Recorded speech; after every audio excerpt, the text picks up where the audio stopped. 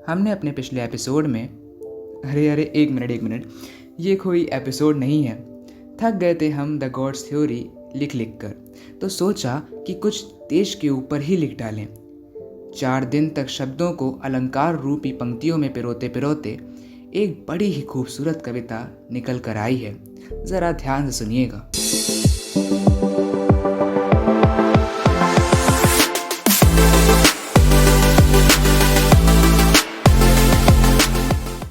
कहानी है ये उस अखंड देश की जिसके भी कभी खंड हुए।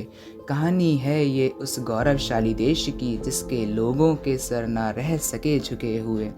हिमालय जिसका ताज है जहाँ करते देवता राज हैं, महासागर भी पैर पखारते जिसके। ऐसा देश महान है, ऐसा देश महान है।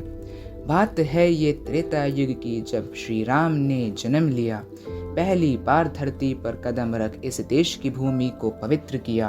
अहंकार और पाप का विनाश कर धर्म को पुनः स्थापित किया। कहानी है ये उस पाप मुक्त देश की जहाँ श्री राम ने जन्म लिया। संस्कृति जिसकी पहचान है जहाँ होता पापों का विनाश है। स्वर्ग भी फीका है आगे जिसके। ऐसा देश महान है, ऐसा देश महान है। बात है अब द्वापर युग की जब अधर्म का क्षेत्र पुनः बढ़ा। धर्म को स्थापित करना था जिसको, उसको पुनः अवतरित होना पड़ा। स्वयं सृष्टि की रचना कर भी उन्हें कोई अन्य स्थान ना भाया। इस देश की धरती ने एक बार फिर अपने को पवित्र होता पाया। ऋषि मुनि जिसकी जान है जहाँ बहती गंगा यमुना और प्यास है। देवता भी शरण लेते जहाँ। ऐसा देश महान है, ऐसा देश महान है। समय का चक्र चलता गया, मानव स्वार्थी होता गया। लोभ की भूख शांत करने के लिए वो इस अखंड देश को खंडित करता गया।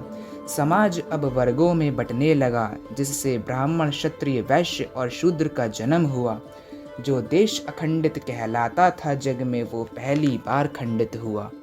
तिरंगा जिसकी लाज है जहाँ करती एकता राज है। संपूर्ण विश्व झुकता है आगे जिसके। ऐसा देश महान है, ऐसा देश महान है।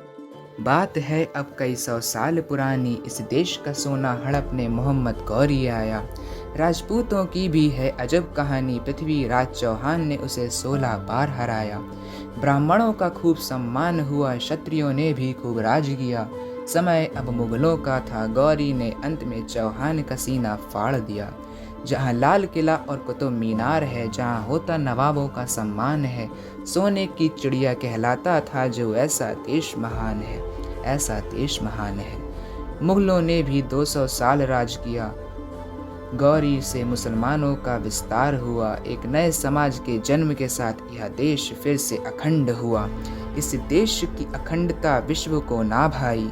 भारत पर हुकूमत करने अंग्रेज सरकार आई। संपूर्ण देश पर राज कर भी मुगली सेना उन्हें रोक ना पाई।